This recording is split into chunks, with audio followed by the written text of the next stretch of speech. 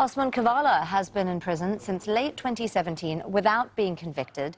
He was accused of financing the 2013 Gezi Park protests and of participating in a failed coup, which he denies.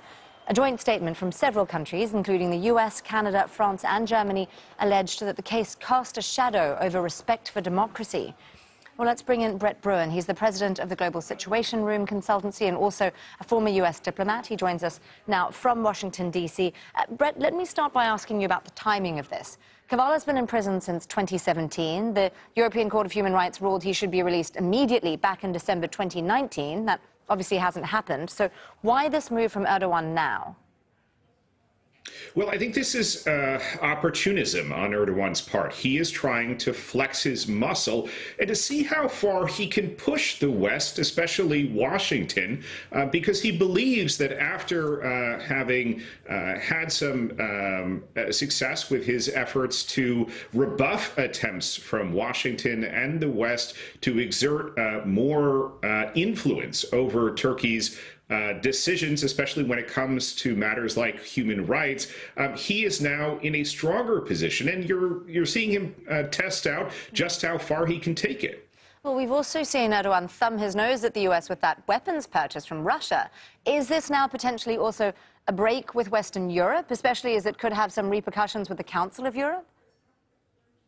I think it's a break with the West, and Erdogan knows that Washington is worried that a NATO ally is going to have these Russian arms, that Russia is being used for leverage by Erdogan, by Ankara, and Washington's in a tough spot here, and Biden, quite frankly, has just not been paying a whole lot of attention to the international agenda, and that allows the likes of Erdogan, other countries as well, to try to throw around some of their weight and see what they can get away with.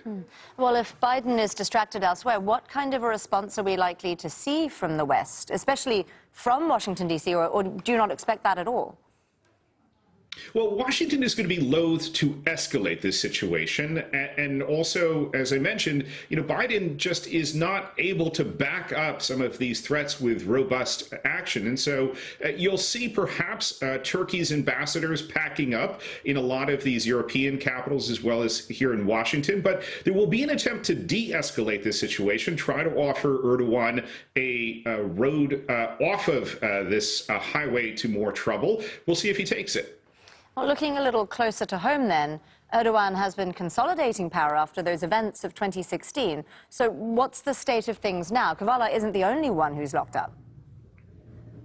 No, he isn't, and certainly there are a lot of concerns about Erdogan, some of the crackdowns, some of the less than democratic moves that he's been making, and so this is a pivotal moment. The West really does need to stand up, does need to tell Erdogan, if you want to remain a respected member of the club, and Turkey really has been a privileged member in many respects of a lot of these international fora, you have got to abide by certain basic international principles. And Erdogan, as you said, has thrown his nose at the West on a lot of these points. How much can he get away with? It's still an open question.